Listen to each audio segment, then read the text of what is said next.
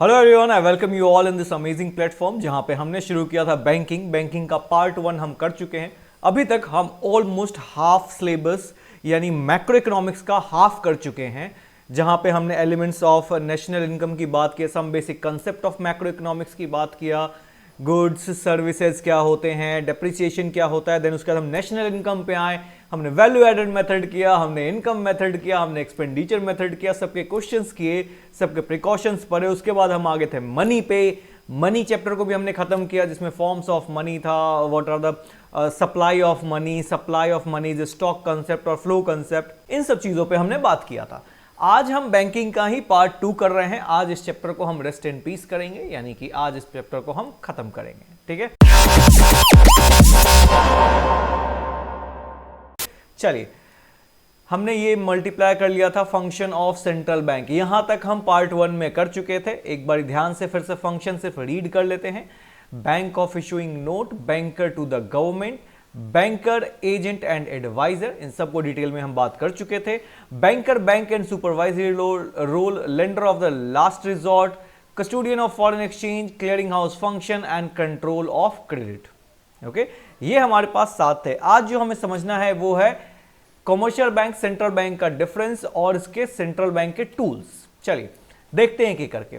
Central bank और commercial bank में difference पूछा जाता है, हालांकि बार बार तो नहीं, बहुत कम बार आया है, लेकिन हाँ 3-4 साल में एक बार ही जरूर आ जाता है। और ये जब भी आएगा तो ये 4 मार्क्स के क्वेश्चन में आएगा कि सेंट्रल बैंक और कमर्शियल बैंक के डिफरेंस को आप बताएं।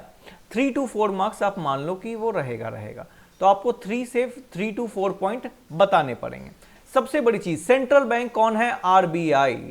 कमर्शियल बैंक कौन है? बहुत सारे हैं। हम मेजर लेते हैं जो आपको एग्जाम में बहुत अच्छे से ध्यान रहेगा। ठीक है, सेंट्रल बैंक को हम एपेक्स बैंक बोलते हैं। ओके, सेंट्रल बैंक को हम एपेक्स बैंक बोलते हैं बिकॉज ये बैंक है सभी बैंकों का ऑफ द कंट्री, यानी कि ये मेन बैंक है किसी भी कंट्री का। RBI is the main bank of country, किसी भी नहीं, इंडिया का। कमर्शियल बैंक को हम फाइनेंशियल इंस्टीट्यूशन बोलते हैं। फाइनेंशियल इंस्टीट्यूशन जो कि हमारा एक्सेप्ट करता है डिपॉजिट को और जनरल पब्लिक को ऑफर करता है लोन। ठीक है, सेंट्रल बैंक को क्या बोलते हैं? आरबीआई को। RBI is the apex bank, बड़ा बैंक है कंट्री का। और ये क्या है?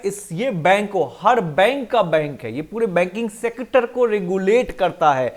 जबकि कमर्शियल बैंक क्या है? कमर्शियल बैंक एक फाइनेंशियल इंस्टीट्यूशन है, फाइनेंशियल इंस्टीट्यूशन है जो कि सिर्फ एक्सेप्ट करता है डिपॉजिट को और लोन को लेंड करता है। तो फर्स्ट पॉइंट तो ये हो गया। सेकंड पॉइंट, सेंट्रल बैंक क्या है? मनी का प्रिंसिपल सोर्स है, यानी कि मनी को प्रिंट कर सकता है। सेंट्रल बैंक यानी RBI has the power to print money, जबकि commercial bank can not print money.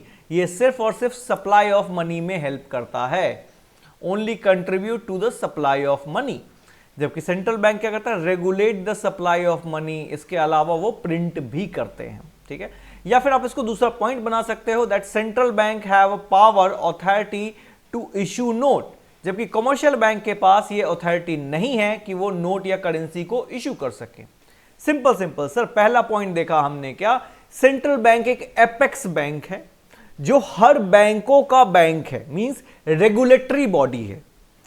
Commercial bank क्या है? कमर्शियल बैंक सिर्फ एक फाइनेंशियल इंस्टीट्यूशन है जो कि डिपॉजिट एक्सेप्ट करता है और वो क्या करता है? लेंड करता है लोन को। ठीक है, नाउ सेकंड पॉइंट पे आ जाता है। सेकंड पॉइंट क्या बोल रहा है? That central bank is a supplier of money and principal source of money. Central bank क्या है? यानी आरबीआई क्या है? आरबीआई एक सप्लायर है और प्रिंसिपल सोर्स ऑफ मनी है, जबकि कमर्शियल बैंक क्या है? सिर्फ और सिर्फ सप्लायर है। Third point, RBI can print currency, RBI have power to print currency, जबकि सेंट्रल बैंक के पास, कमर्शियल बैंक के पास ऐसा कोई पावर नहीं है।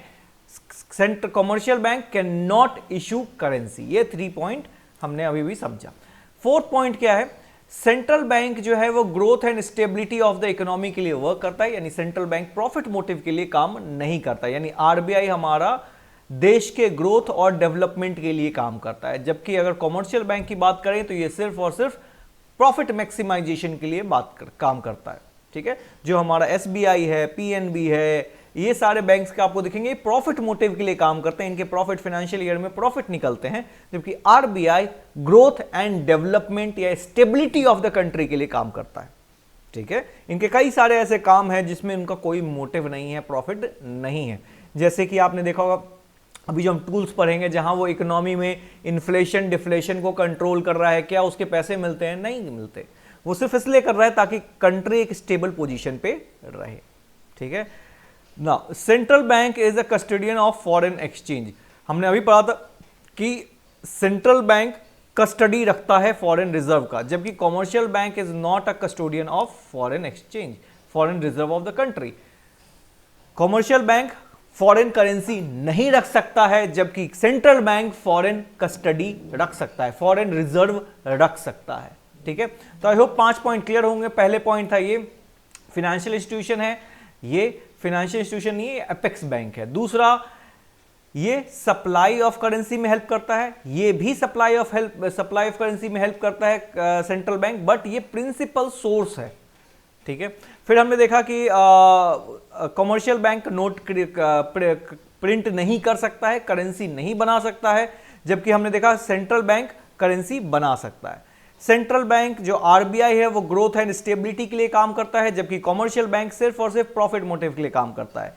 सेंट्रल बैंक जो हमारा है आरबीआई, वो हमारा कस्टडी ऑफ फॉरेन करेंसी रख सकता है, फॉरेन रिजर्व रख सकता है, जबकि कमर्शियल बैंक फॉरेन रिजर्व नहीं रख सकता है।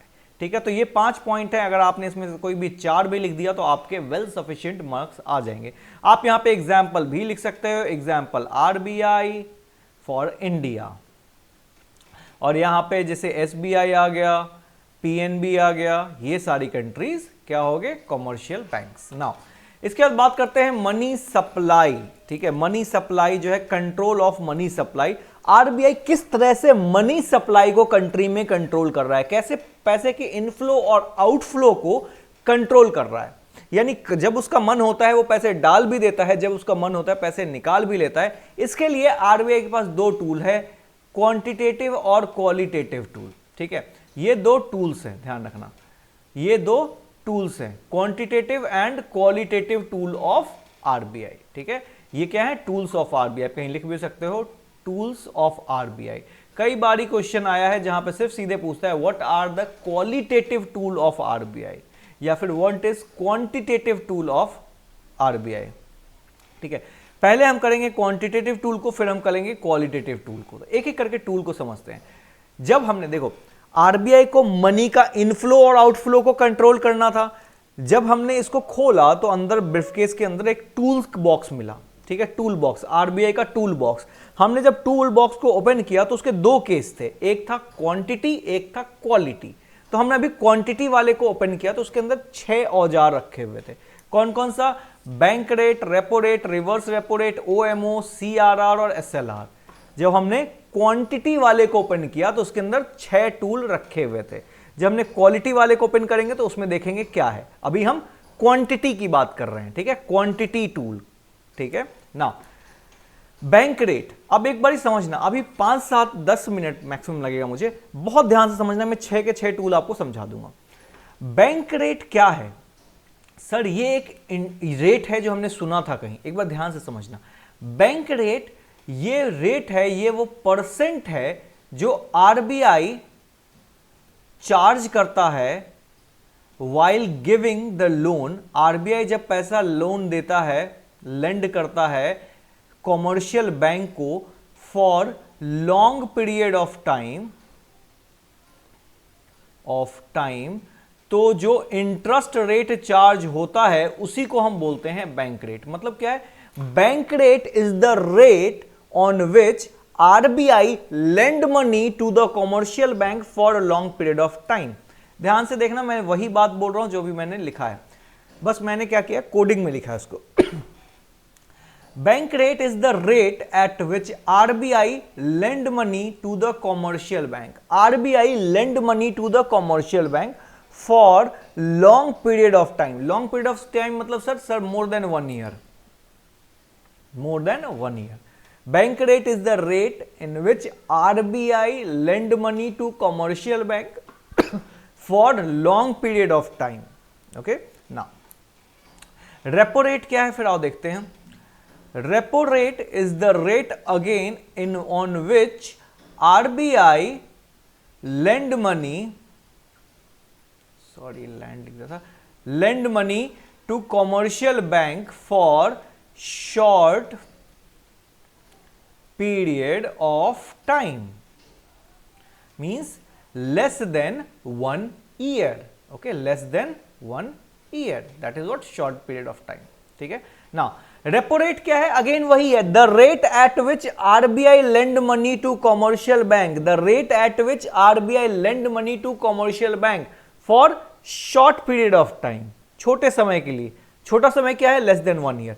दोनों देखना ध्यान से, बैंक रेट और रेपो रेट दोनों में सेम बात है। Bank rate is the rate at which RBI lend money to commercial bank, the rate at which RBI उधार देता है कॉमर्शियल बैंक को for long period of time is bank rate.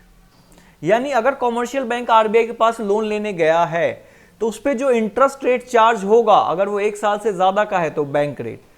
अगर फिर से आरबीआई के पास कॉमर्शियल बैंक लोन लेने गया है, एसबीआई गया आरबीआई के पास लोन लेने के लिए, लेकिन इस बारी 1 साल से कम का लोन चाहिए, तो उस पे जो इंटरेस्ट रेट चार्ज होगा उसको हम बोलते हैं रेपो रेट, ठीक है ना।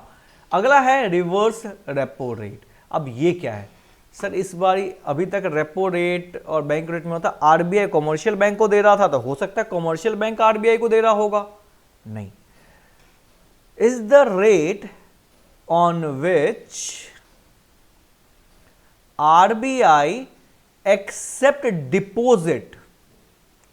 Deposit from commercial bank is known as reverse repo rate. क्या बोल दिया सर, देखो रिवर्स रेपो रेट वो रेट है जिसपे कॉमर्शियल, जैसे हमारे पास एक्स्ट्रा पैसा है तो हम बैंक में डाल के जो इंटरेस्ट लेते हैं उसको सेविंग इंटरेस्ट रेट बोलते हैं। सिमिलरली जब कॉमर्शियल बैंक के पास ज्यादा पैसा होता है तो वो जाता है अपना पैसा आरबीआई में डाल देता है, तो आरबीआई जो उस पे इंटरेस्ट रेट देता है उसको हम बोलते हैं reverse repo rate. The rate on which RBI accept deposit of commercial bank. समझे, फिर से समझो, जैसे मेरे पास एक्स्ट्रा पैसा है तो मैं जाकर के कॉमर्शियल बैंक में डाल दूंगा और उस पे जो इंटरेस्ट मिलेगा वो सेविंग इंटरेस्ट रेट होता है। वैसे ही कॉमर्शियल बैंक यानी एसबीआई, पीएनबी, आईडीबीआई, इनके पास जब एक्स्ट्रा पैसा होता है तो ये क्या करते हैं, अपना पैसा उठा के आरबीआई के पास डाल देते हैं। तो आरबीआई के पास पैसा है तो आरबीआई भी तो ब्याज देगा, तो वो जो ब्याज का इंटरेस्ट रेट है उसी रेट को हम बोलते हैं reverse repo rate. The rate on which RBI accept deposit of commercial bank. Okay, now open market operation क्या है? ओपन मार्केट ऑपरेशन बेसिकली क्या है, जहां पे आरबीआई क्या करता है, सेल कर रहा होता है या फिर परचेज कर रहा होता है ऑफ गवर्नमेंट सिक्योरिटीज। ओके, जहां पे आरबीआई सेल या परचेज करता है गवर्नमेंट सिक्योरिटीज को इन ओपन मार्केट, उसको क्या बोलते हैं, ओपन मार्केट ऑपरेशन। ध्यान है जब हम फंक्शन पढ़ रहे थे तो हमने पढ़ा था कि बैंकर टू द गवर्नमेंट, इसमें आरबीआई इसके लिए एजेंट का भी काम करता है। तो यहां पे भी मैंने समझाया था आरबीआई क्या करता है, ओपन मार्केट में सरकार की सिक्योरिटी आरबीआई जाके सेल करता है। क्यों? क्योंकि ये गवर्नमेंट का एजेंट भी तो है। हमारा एजेंट हमारा क्या करता है, जैसे मुझे घर बेचना है तो मैं किसी एजेंट के पास जाऊंगा, एजेंट मेरे बिहाफ पे मेरा घर कहीं बेचेगा और पैसा लाके मुझे देगा, वो अपना कमीशन रखेगा, जो भी है। एजेंट का बेसिक काम तो यही होता है ना कि आपका काम करेगा अपने फील्ड में और फिर आपको लाके पैसे दे देगा। जैसे मेरा घर था, मुझे अपना घर सेल करना है तो एजेंट आया, उसने मेरा घर लिया, मेरा घर आगे सेल किया और पैसा ला करके मुझे दे दिया। सेम आरबीआई कर रहा है, इसी को बोलते हैं ओपन मार्केट ऑपरेशन। गवर्नमेंट की सिक्योरिटीज है, गवर्नमेंट की सिक्योरिटीज आरबीआई बेच रहा है on behalf of government in the open market. Sale या परचेज दोनों ही चीज करता है, तो that is what open market operation.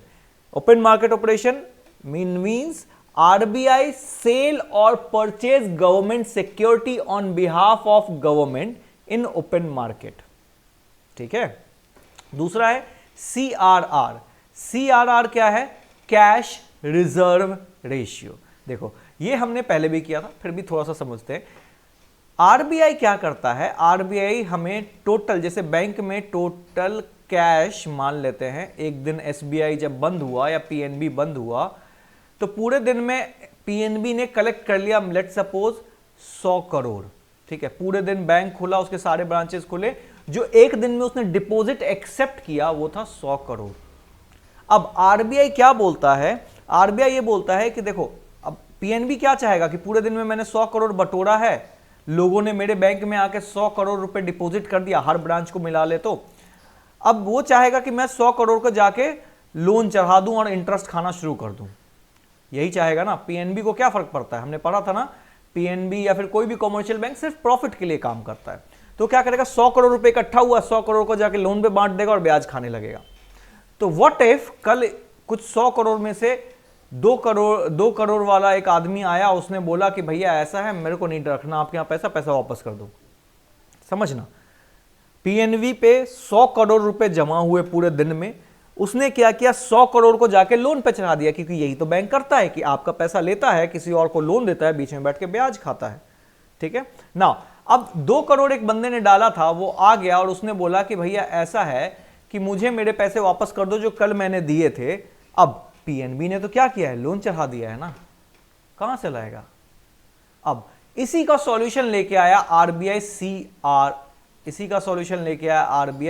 CRR के नाम से, कैश रिजर्व रेशियो, यानी टोटल डिपॉजिट का बैंक को कुछ प्रतिशत आरबीआई के पास कैश के फॉर्म में रखना पड़ता है। आरबीआई के पास, किसके पास? टोटल डिपॉजिट, जैसे मान लेते हैं 5% रख दिया, तो आपको 5 करोड़, कॉमर्शियल बैंक को 5 करोड़ जो है वो जाकर के आरबीआई के पास रखना पड़ेगा। बाकी 95 CR वो लोन पे चढ़ा सकता है, ठीक है। मतलब क्या है? आरबीआई ने बोला जितना भी पूरे दिन में कैश डिपॉजिट हो रहा है, टोटल डिपॉजिट हो रहा है, उसका कुछ हिस्सा मेरे पास कैश के रूप में रख दो और बाकी लोन पे चढ़ा दो। ऐसा क्यों करो? ताकि अगर कल करेंसी की नीड आ गई तुम्हें, तो मैं तुम्हारा ही पैसा तुम्हें रिलीज कर दूंगा, ताकि कस्टमर का ट्रस्ट ना टूटे, जिन्होंने पैसा दिया है उनको पैसा मिल जाए। That is what CRR, the concept of CRR, ठीक है। अभी देखो फिर से समझाता हूं।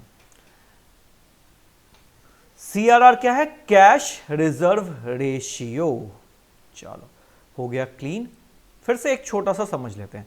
CRR is the rate which is decided by RBI. देखो मैं शॉर्ट्स में लिख रहा हूं, आपको डिटेल में लिखना है। The rate which is decided by RBI, ठीक है, and commercial bank need to maintain, ध्यान रखना इसमें कई सारे 1 मार्कर आएंगे, to maintain on daily basis,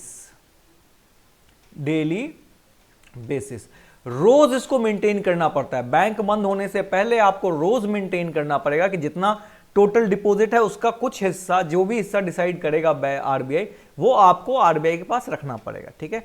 commercial bank need to maintain on daily basis, ठीक है, the rate which RBI decide, commercial bank need to maintain on daily basis of total deposit, ठीक है। टोटल जितना पैसा उसके पास है, यानी टोटल डिपॉजिट का कुछ हिस्सा कॉमर्शियल बैंक को आरबीआई के पास रखना पड़ता है in form of cash in daily basis. अगर वो नहीं रखेंगे तो उस दिन बैंक बंद नहीं होगा। अब यहां से 2-3 क्वेश्चन बनते हैं कि CRR को किस रूप में मेंटेन किया जाता है? तो कैश के रूप में मेंटेन किया जाता है। किस फॉर्म में रखा जाता है? कैश के फॉर्म में। कितने दिन पे मेंटेन करना पड़ता है? डेली बेसिस पे मेंटेन करना पड़ता है। ये 2 आराम से आपके 1 मार्कर बन जाएंगे, ठीक है। चलो नाउ आगे बढ़ते हैं, ठीक है। अगला है SLR, similar goes with asset. जो टोटल एसेट्स हैं उसका कुछ हिस्सा भी आपको कॉमर्शियल बैंक को आरबीआई के पास रखना पड़ता है, और ये रेट जो होगा ये भी आरबीआई ही डिसाइड करता है। Rate is decided by RBI only. ये भी आरबीआई ही डिसाइड करेगा कि कितना रेट आपको रखना है। ध्यान रखना, CRR, SLR, OMO, RRR, repo rate, bank rate, ये सारा डिसीजन आरबीआई का है। कितना इंटरेस्ट रेट देना है, कितना नहीं देना है, कितना चार्ज करना है, ये सारा डिसीजन सिर्फ और सिर्फ आरबीआई का है। तो क्या क्या पढ़ा हमने सर?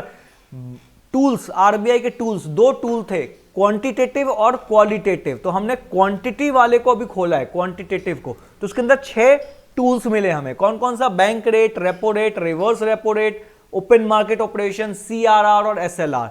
बैंक रेट क्या है? Is the rate at which RBI lend money to commercial bank for long period of time. Repo rate is the rate on which RBI lend money again to commercial bank for short period of time.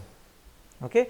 Reverse repo rate. Reverse repo rate क्या है? Is the rate on which RBI deposit money, RBI accept deposit, sorry not RBI deposit नहीं करता है, RBI accept deposit of commercial bank is the reverse repo rate, the rate at which RBI accept deposit of commercial bank। ठीक है, फिर आते हैं OMO, open market operation. क्या है वो? RBI sale and purchase government security in the open market. तो वो जो सेल और परचेज का प्रोसेस है उसको बोलते हैं ओपन मार्केट ऑपरेशन। फिर आता है CRR। CRR is the rate which is decided bye RBI। Commercial bank need to maintain on the daily basis of total deposit। total deposit का उसको कुछ हिस्सा आरबीआई के पास डेली बेसिस में कैश के रूप में रखना पड़ता है, दैट इज CRR। SLR क्या है? वही सेम, टोटल एसेट का कुछ हिस्सा आरबीआई के पास रखना पड़ता है। जो भी एसेट है बैंक के पास, जो भी आपने मॉर्टगेज करने के लिए प्रॉपर्टी के कागज रखे हुए हैं, इन सब का कुछ हिस्सा आरबीआई के पास बैंकों को रखना पड़ता है। ठीक है, चलो अभी के लिए इतना ही रखते हैं। आई होप कि आपको समझ में आएगा, मैं ज्यादा नहीं डाला। क्वालिटेटिव फिर से मैं इसके नेक्स्ट वीडियो में करवाऊंगा। मैं चाह तो ये रहा था कि मैं आज ही करवा दूं, बट मेरे हिसाब से शायद ज्यादा हो जाएगा। एक दिन में एक टूल को समझो एक टाइम पे, फिर थोड़ा सा गैप लो, फिर क्वालिटेटिव को समझो। ठीक है, इन दोनों वीडियो को देखना आज ही है, लेकिन थोड़ा सा गैप लेना है। पहले वाले को लो, समझो, लिखो, देन फिर क्वालिटेटिव पे आएंगे। जो नेक्स्ट वीडियो होगा उसमें पूरे चैप्टर का एक रिकैप लेंगे और क्वालिटेटिव को भी पढ़ेंगे। ठीक है, आई होप यहां तक क्लियर हुआ होगा। मिलते हैं आपसे नेक्स्ट वीडियो में, तब तक के लिए बाय, टेक केयर एंड पढ़ते रहिए।